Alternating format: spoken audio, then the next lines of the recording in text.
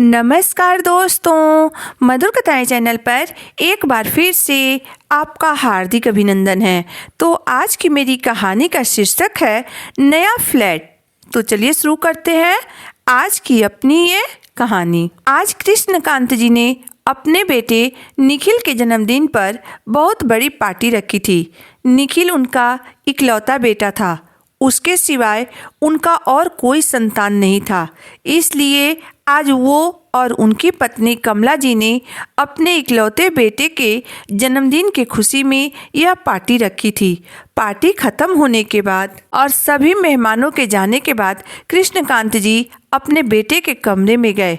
बेटा कमरे में बैठकर सभी मेहमानों के द्वारा दिए हुए गिफ्ट को खोल खोल कर देख रहा था और वहीं उनकी बहू एक तरफ बैठकर हर तोहफे में कोई न कोई कमी निकाल रही थी। तभी बहू के माँ का दिया हुआ शर्ट उनके बेटे ने खोली। उसे देखते ही उनकी बहू बोली, ये शर्ट किसने दिया है? इसका रंग कितना फीका है, यह बिल्कुल पुराना पुराना जैसा लग रहा है। अपनी पत्नी का बात सुनकर कृष्णकांत जी का बेटा निखिल मुस्कुराते हुए बोला, यह शर्ट मेरी सासू माँ ने दी है। यह सुनकर उसकी पत्नी घबराकर बात बदलते हुए बोली, तभी मैं कह रही हूँ कि इतना अच्छा शर्ट केवल मेरी माँ ही दे सकती है। मेरी माँ की पसंद का जवाब नहीं है। कमरे के बाहर खड़े कृष्णकांत जी को अपनी बहू की बात सुनकर हंसी आ गई। उन्होंने कमरे में आकर अपने बेटे को एक लिफाफा देते हुए कहा, लो बेटा, यह रहा तुम्हारे जन्मदिन का तोहफा। शायद मेरा यह तोहफा बहू को पसंद आ जाए। अपने पापा के हाथ से लिफाफा लेकर निखिल ने तुरंत वह लिफाफा खोला। लिफाफे में नए फ्लैट के कागजात थे। नए फ्लैट निखिल के नाम पर था। गिफ्ट में नए फ्लैट का कागजात देखकर निखिल बोला, यह क्या है पापा? नया फ्लैट? मगर इसकी क्या ज़रूरत थी? कृष्णकांत जी मुस्कुराते हुए बोले, बेटा, तुम्हारी शादी के लिए हमने बहुत से सपने सजाए थे। तुम्हारे जन्म लेने के बाद से ही तुम्हारी शादी के लिए हमने थोड़ा थोड़ा करके पैसे जमा किए थे ताकि तुम्हारी शादी हम खूब धूमधाम से कर सके। परंतु तुमने कोर्ट मैरिज करके हमारे सारे अरमानों को चकनाचूर कर दिया। इसी कारण तुम्हारे शादी के लिए जमा किया हुआ पैसा बच गया, तो हमने सोचा कि जब पैसा तुम्हारे हैं, तुम्हारी ही शादी के लिए हमने बचाया था, तो वह पैसा तुम्हें ही दे देना चाहिए। तो क्यों ना तुम्हें कोई ऐसा तोहफा दिया जाए जो जिंदगी भर तुम्हारे साथ रहे। बेटा, कुछ पैसे तो मैंने एडवांस जमा कर दिए हैं और कुछ महीने की ईएमआई भरनी है। तुम दोनों पति पत्नी जॉब करते हो, इसलिए आशा करता हूँ कि ईएमआई भरने में तुम्हें ज़्यादा दिक्कत नहीं होगी। निखिल आश्चर्य से अपने पापा की ओर देखते हुए बोला, मगर पापा, अगर हम दोनों पति पत्नी चले जाएंगे तो फिर यहाँ पर आप और मम्मी अकेले हो जाएंगे। कृष्णकांत जी फिर मुस्कुरा कर बोले, बेटा, दो लोग कभी अकेले नहीं होते हैं, और वैसे भी मैं तुम्हें ज़्यादा दूर थोड़ी ना भेज रहा हूँ। बस पास की सोसाइटी में ही है यह नया फ्लैट।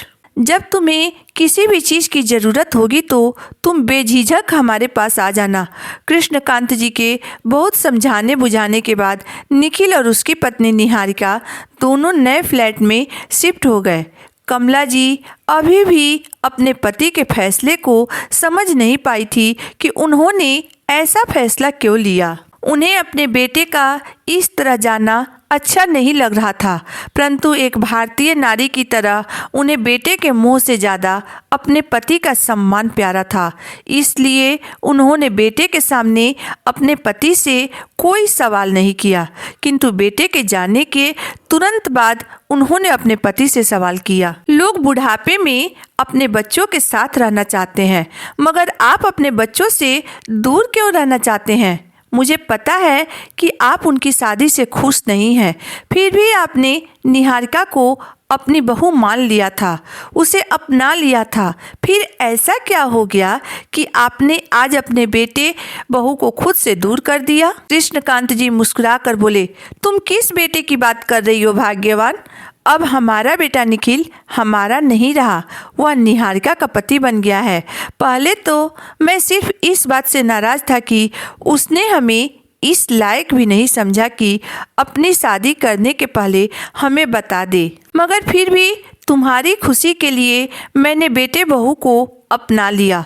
बहू को तुमने अपनी बेटी से बढ़कर प्यार दिया, मगर उसने तुम्हें अपनी माँ समझने के बजाय सास भी नहीं समझा। हर बात पर तुम्हें रोक टोक मुझे बिल्कुल अच्छा नहीं लग रहा था। माना कि वह नौकरी करती है, मगर इसका मतलब यह तो नहीं है कि तुम पर वह अपनी हुक्म चलाए।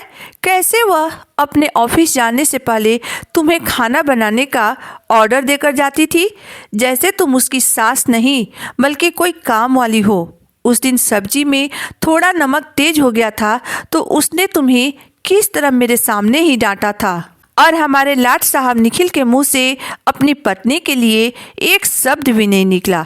और हाँ, कल तो हद हो गई।